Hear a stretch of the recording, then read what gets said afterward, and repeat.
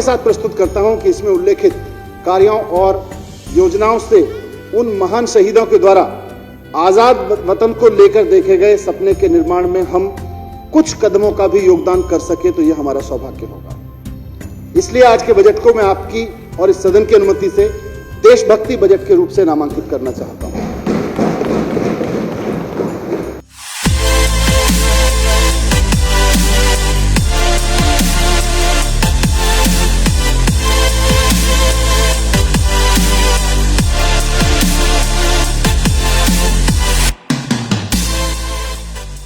हमारी सरकार के लिए आजादी के 75 वर्ष पूरे होने का अवसर केवल और केवल शहीदों के सम्मान में कुछ कार्यक्रम करना भर नहीं है। हमारे लिए ये एक जिम्मेदारी है, पुनर्वलोकन की जिम्मेदारी है कि देश की राजधानी दिल्ली पिछले 75 साल में कहां से कहां पहुंची है। यानी कि आजाद हिंदुस्तान जब 100 साल का हो रहा होगा 2047 में, उस वक्त हम दिल्ली को कहां देखना चाहते हैं। आज के इस देशभक्ति बजट को मैं इंडिया एट 75 के सेलिब्रेशन के साथ साथ इंडिया एट 100 की आधारशिला के रूप में भी रखना चाहता हूं। शिक्षा पे किया गया काम केजरीवाल मॉडल ऑफ गवर्नेंस के डेवलपमेंट प्रिंसिपल्स की एक आधारशिला रही है और सरकार के कुल बजट में पिछले 6 साल से लगातार 25%, लगभग 25% शिक्षा के लिए रखा जाता है। ये अपने आप में एक सबूत है कि हम शिक्षा को लेकर कितने गंभीरता से काम करते हैं। शिक्षा की गुणवत्ता को ऊपर ले जाने के लिए सरकार इस साल 3 और बड़े कदम उठा रही है। वो है कि पहला है नर्सरी से 8वीं कक्षा के लिए नया सिलेबस तैयार किया जा रहा है। दूसरा है दिल्ली का अपना शिक्षा परीक्षा बोर्ड स्थापित किया जा रहा है और तीसरा है दिल्ली में 100 स्कूल ऑफ एक्सीलेंस स्थापित किए जाएंगे। हमें शिक्षा को जन आंदोलन बनाने की जरूरत है।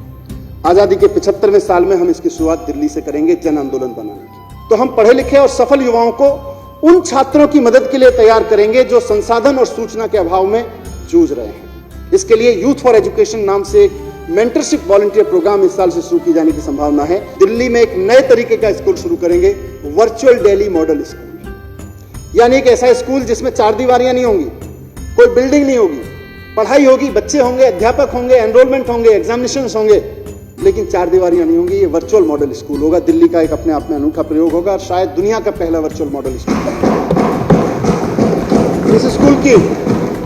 ये स्कूल की डिजाइनिंग पे काम शुरू हो गया है और मेरी कोशिश रहेगी कि अगले सत्र से अपना काम करना शुरू कर दे। इसका फायदा दिल्ली के विद्यार्थियों के साथ साथ उन बच्चों को भी मिलेगा जो देश के किसी भी हिस्से में रहते हैं लेकिन दिल्ली के शिक्षा मॉडल का लाभ उठाना चाहते हैं। हम उन सब बच्चों को anywhere living, any time learning, any time testing की सुविधा देके उसके तहत सीखने का अवसर देंगे। दिल्ली के हर नागरिक को हेल्थ कार्ड जारी किया जाएगा और इसके साथ ही दिल्ली में online health information management system HIMS स्थापित किया जाएगा। इसमें दिल्ली के नागरिकों की बीमारी का, उनके इलाज का, उनकी टेस्ट रिपोर्ट का, उनकी दी गई दवाइयों का पूरा डेटाबेस इस HIMS में होगा और आदमी को एक हेल्थ कार्ड बना के दे दिया जाएगा। उसको जब भी अपने इलाज के लिए कहीं अस्पताल में जाना पड़े तो वो पुराने टेस्ट, पुराने रिकॉर्ड, पुराने वो बस्ते लेके जाने की जरूरत नहीं है। वो केवल अपना कार्ड लेके जा सकता है और पूरा का पूरा डेटा ऑनलाइन डॉक्टर के पास में उपलब्ध होगा। ये सारी सूचनाएं वहां पे डेटाबेस में उपलब्ध होंगी। अगले साल से दिल्ली में महिलाओं के लिए विशेष महिला मोहल्ला क्लिनिक शुरू किए जाएंगे। पहले चरण में दिल्ली के अलग अलग हिस्सों में 100 महिला मोहल्ला क्लिनिक शुरू किए जाएंगे और इनको क्रम से बढ़ाकर हर वार्ड में कम से कम 1 क्लिनिक तक हम लेके जाएंगे।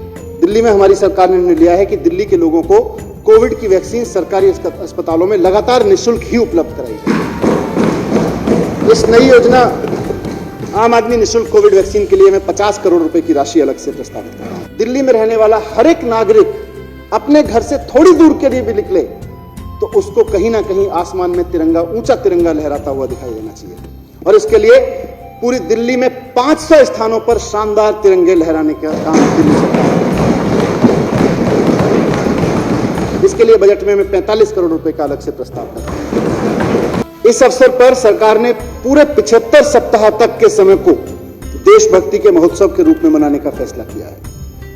इस महोत्सव की शुरुआत इसी सप्ताह 12 मार्च से धूमधाम से महान स्वतंत्रता नायकों के सम्मान में आयोजित एक भव्य कार्यक्रम से होगी और इसके बाद से लगातार 75 हफ्ते तक यानी 15 अगस्त 2022 को आजादी के 75 साल पूरे होने तक पूरी दिल्ली में आजादी के उत्सव का माहौल रहेगा, देशभक्ति के उत्सव का माहौल रहेगा। 75वें वर्ष के आयोजनों में एक महत्वपूर्ण कदम यह भी होगा कि हम अपने पूरी दिल्ली के 75 वर्ष से अधिक उम्र के वरिष्ठ नागरिकों को सम्मान करने के लिए पूरी दिल्ली में सम्मान समारोह आयोजित करेंगे।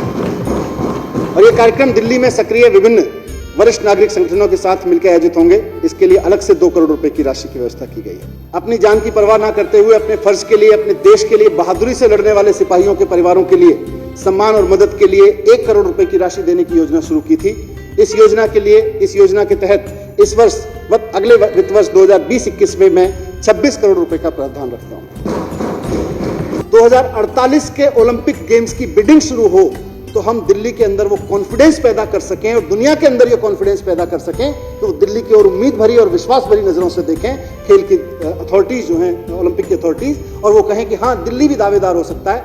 और हम उस बिडिंग में से दिल्ली दावेदार बन के निकले और जब आज़ादी की हम 100वीं सालगिरह मना रहे हों, 100वां वर्ष मना रहे हों, तो ओलंपिक की मिसाल दिल्ली में जल ये सपना है। अब दिल्ली सरकार काम कर रही है, दिल्ली काम कर रही है और दिल्ली के आम आदमी की पर कैपिटा इनकम को सिंगापुर के बराबर ले जाने का हमारा दृढ़ संकल्प है। शहीद भगत सिंह जी ने अपनी जेल डायरी में लिखा था कि अगर बहरों को सुनाना है तो धमाका करना जरूरी है।